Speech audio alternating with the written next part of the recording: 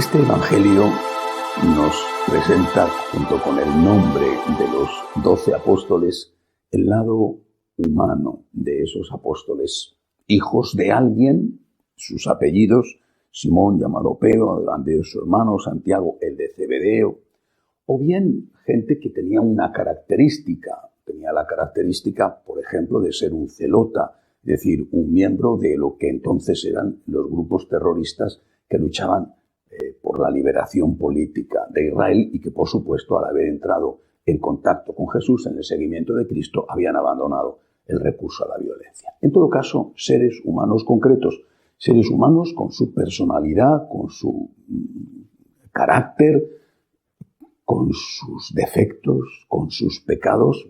El evangelista, cuando habla de Judas, dice Judas Iscariote, el que lo entregó.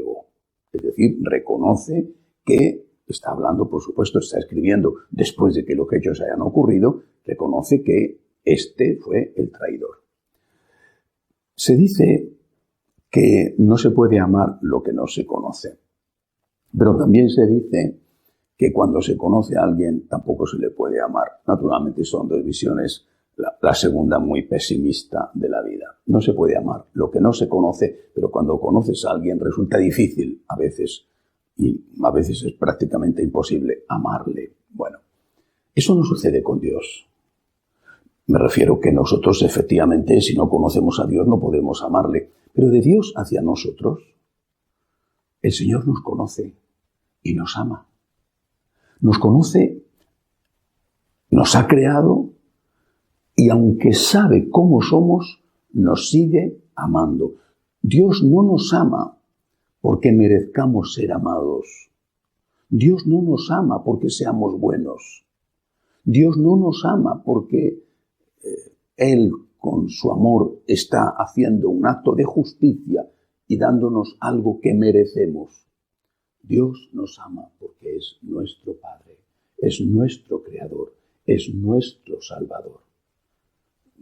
Dirá San Pablo que si quizá por algún justo se encontraría alguien dispuesto a morir, Jesucristo murió por nosotros cuando éramos pecadores. Cuando los psicólogos, por lo menos muchos psicólogos, insisten en levantar la estima de la persona, lo que llama la autoestima, bueno, a veces, desde mi punto de vista, con métodos equivocados, haciéndoles ver que ellos no son culpables de nada de lo que hacen, eso es un asunto que no entra en este momento. Pero cuando los psicólogos hablan de esto, yo como sacerdote digo, tu autoestima no puede estar puesta en si eres brillante, triunfador, o en si no haces nada malo, no has cometido en tu historia errores, o pecados, o delitos.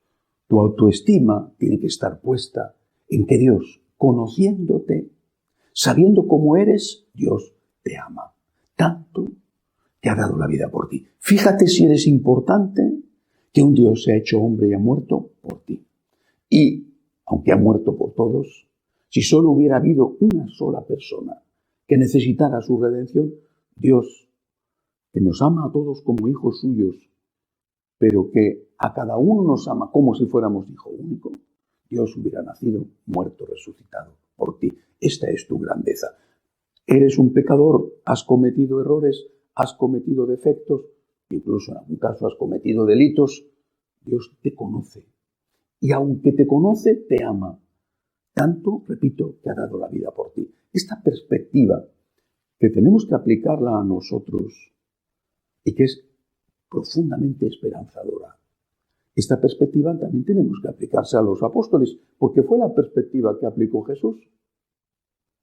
El Señor conocía a los apóstoles. El Señor es el dueño de la historia. Y para Él todo es presente. El Señor conocía a los apóstoles. Sabía que Pedro le iba a traicionar. Pero también sabía que después lloraría lágrimas de arrepentimiento. Sabía que Judas le iba a traicionar. Y le dio la oportunidad de no hacerlo, nombrándole para un puesto muy importante, el administrador del dinero, rodeándole de afecto, rodeándole de atenciones, destacándole. También Judas, no hay que olvidarlo, se arrepintió. Lo que pasa es que Judas no se perdonó a sí mismo y por eso se suicidó. Pero si una vez arrepentido y fracasado en su intento de revertir la traición, hubiera llorado las mismas lágrimas de arrepentimiento que lloró Pedro, hubiera ido no al lado de Jesús, que ya no le era posible, pero sí al lado de los otros apóstoles o de la Santísima Virgen, seguramente que hoy estaríamos hablando de que habría dos San Judas, el Iscariote, y San Judas Tadeo. El Señor te conoce y te ama. Te ama aunque te conoce, aunque conoce tu historia, tu pasado, tu presente y tu futuro. El Señor te conoce y te ama. Esta es nuestra esperanza. Este es nuestro consuelo. Lo mismo tenemos que hacer nosotros. ¿Por qué no hacemos igual? Por ejemplo, con los sucesores de los apóstoles, Santo Padre, obispos o sus colaboradores, los sacerdotes. Cuánta dureza, incluso cuánta agresividad y cuánto, y empleo la palabra, odio percibes en los comentarios sobre los sacerdotes, obispos o el Papa, en muchos católicos que se tienen a sí mismos por buenos y por defensores de la tradición y de la verdad revelada. Tú puedes decir, si es que tienes la capacidad teológica y los estudios para decirlo, porque a lo mejor te están engañando, pero tú puedes decir, este sacerdote no enseña la verdad. Puedes decirlo. Este sacerdote no está enseñando lo que enseñó Jesucristo. Puedes decirlo. Pero no puedes juzgar al sacerdote. Eso le corresponde a Dios. Tú puedes decir, este sacerdote ha cometido un pecado o incluso un delito, pero no puedes juzgar a la persona. Juzga lo que hace la persona. Y el juicio sobre la persona, déjalo a Dios. Porque solo Dios tiene la capacidad para conocer el corazón del ser humano. No juzguéis y no seréis juzgados, dice el Señor. Y no se refiere a los actos. Este es un criminal, sacerdote o laico o quien sea. Es un criminal, ha cometido un crimen. Yo a la persona no lo juzgo, juzgo lo que esa persona ha hecho. Eso fue lo que hizo Jesús con los apóstoles. Sabía cómo eran Santiago y su hermano Juan. Sabían cómo eran. Los hijos del trueno, los llamó él. Sabían cómo eran. Pero también sabía el Señor las cosas positivas que tenían. Lo valiente que era Santiago. Lo atrevido, lo arriesgado, que llegó hasta el Finisterre para evangelizar. Y sabía lo tierno, lo dulce, lo cariñoso que era su hermano Juan, que cuidó de su mamá, que aceptó el martirio, aunque no le costó ese martirio la vida.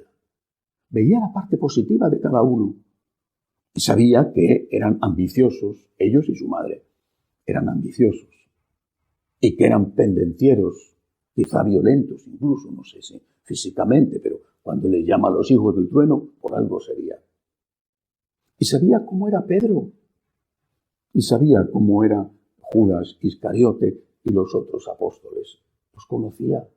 Y conociéndolos, los quería, los amaba. Y los amaba tal y como ellos eran. No para que se quedaran así, sino para que desde el amor que él les tenía, ellos pudieran convertirse y mejorar. Y aquel hijo del trueno se convirtió en el primer apóstol que dio la vida por Jesucristo, martirizado por orden de Herodes. Y el otro hijo del trueno se convirtió en el gran San Juan Evangelista, el que entiende más que nadie el corazón de Jesús. Porque veía lo positivo, también viendo lo negativo, y amaba a ese hombre, a esos hombres, con todo lo que eran. Ellos fueron capaces, apoyándose en el amor de Dios, de luchar.